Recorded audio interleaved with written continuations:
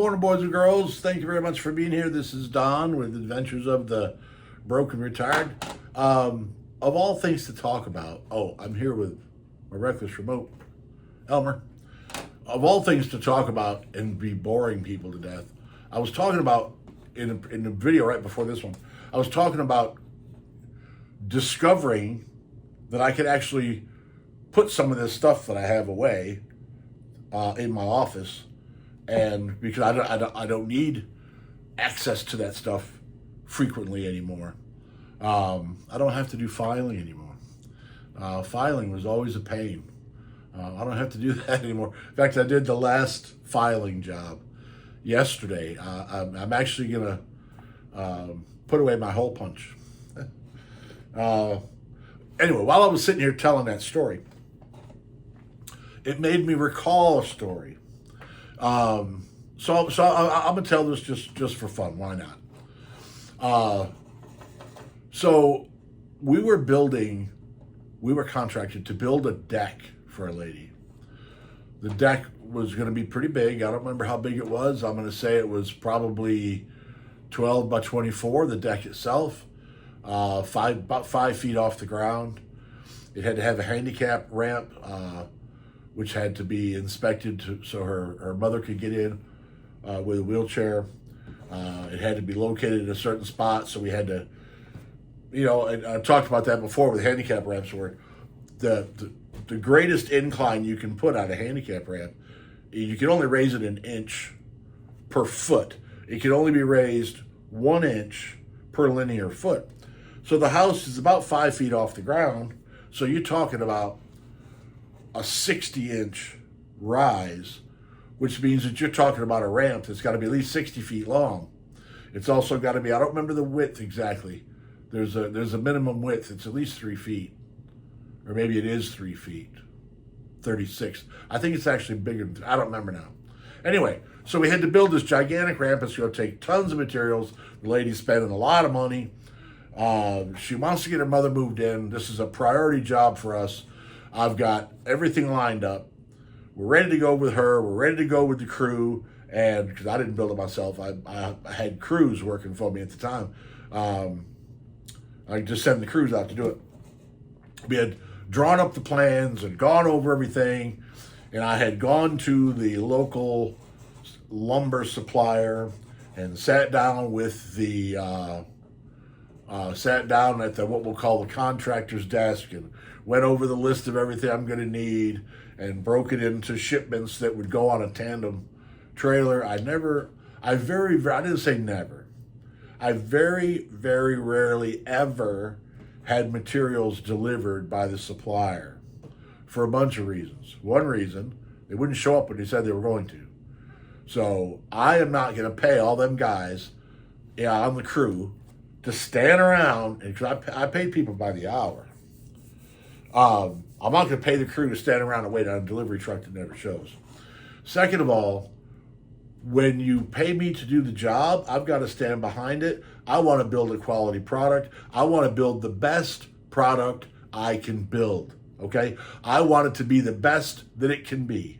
That's very important, because especially when it comes to decks and stuff like that, because everybody's going to see it. And when they see it, you want them to say, man, I wish I had one of these in my house, right? Anyway, so I always had stuff hand pulled. Whenever I could, I pulled it myself, but I never had it delivered, because when they pull the order, they're just going to grab whatever on top of the stack, and they're going to send you. Now you can take it back and they'll give you a better one, but that interrupts the construction.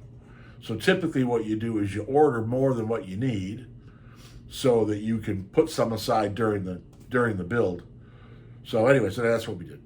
So I had a guy with a tandem. He's going to go over to the lumber yard, pick the stuff up, bring it out to the site, and he's going to get started. That way I've got minimal downtime. So I go over there, I go with my list, and I pay for everything, and we break it up into lots that will fit safely on a tandem. in the order that they're going to be needed. You don't want to order the 5/4 deck boards before you order the framing boards. So a lot of thought. The point is, a lot of thought went into it. And I said to him, I said, now look, I said, when can you have this order pulled? I don't tell them when I want it pulled. I ask them when they can have it pulled. Then I give them 24 hours because I know things happen. So I give them 24 hours extra. Well, we'll have this pulled for you Wednesday morning, 7 o'clock. Good. I'll be over here at the crack of dawn Thursday morning to pick it up. That work? Yep, that's work. That's good. That's good. That's good. Okay. Okay, fine. So that Thursday morning, I come down here to my office to start my day. I was in the office for 6:30. I used to be in here for 6:30 every day. I pushed it back. I'm getting lazy now because I'm retired. I don't get down here until 7. So I come down to my office, and my phone rings, and it's the crew. And he says, it's crew leader, and he says, hey, boss man, they don't have your order. And I said, yeah, they do. He said, no, they don't, dude. They've been walking around now for getting on to 40 minutes and can't find your order. I said, well, there's 3 or 4 bundles of it. They told me that they would have it ready. I called yesterday and verified that it is ready. They've got it. Boss man, they don't have your order ready. Okay. Now, the last thing I want to have to deal with after going through as much as I did, after being as careful as I was, to reassure that everything would be ready. Hang on. Excuse me. Man, I'm sorry about that.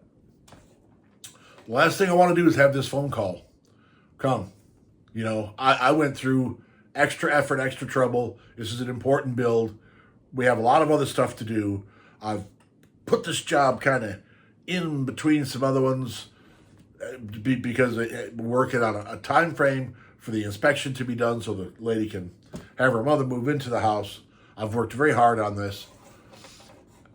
And to hear him say they don't have your order when they told me they had it yesterday, it upset me a little bit. Only about this much. So I loaded up in my truck and went down to the supplier in a bit of a grisly mood because it was so early and I had all this other stuff. I gotta turn this computer screen off. That lighting is much better. I had all this other stuff I had planned to do, and this is just throwing a screw in the works.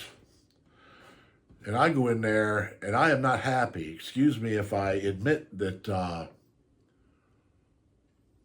I'm a big, kind of ugly guy. And I was mad. And I was making it clear that I was mad. And they had department managers and they had store manager, and nobody can find the stuff that I was told yesterday was ready. They're looking everywhere. They're saying, one of them suggested that I had already picked it up, which, don't call me a thief. You can call me a lot of things. Don't call me a thief. I am not a thief. You have nothing that I want to own because it's yours, not mine. So, one of the guys that I regularly worked with, when I would go buy stuff there, was coming in for his shift. And he comes in, and I had been working with him on this order because I trusted him. And he and I start walking around looking. Well, let's look over here and let's look over there. And the other people are saying, oh, we've already looked there and da-da-da. And so we're walking around and we're looking everywhere. And he's those stores give you this, I guess it's a telephone, and you can search the store with and he can't find it either. So we're standing in one of the aisles, and I'm having a cow, and I feel as though I was justified for having a cow. I had given him plenty of time. They had told me it was ready. It's costing me hundreds of dollars an hour to have all those guys standing there doing nothing. So I'm standing there talking to the guy having a cow, and I happen to look up. Just happen to look up. And up there on the top rack, with my name plastered all over it, was a huge bundle of stuff that was ready for me to pick up, that no one knows how it got there, why it was there, or thought to look there for it. I could not believe that happened. Now, I would much rather actually, it is a happy story. I like telling happy stories rather than bad ones. It is a happy story because we got it loaded. They ended up giving me a pretty heavy discount for the problem.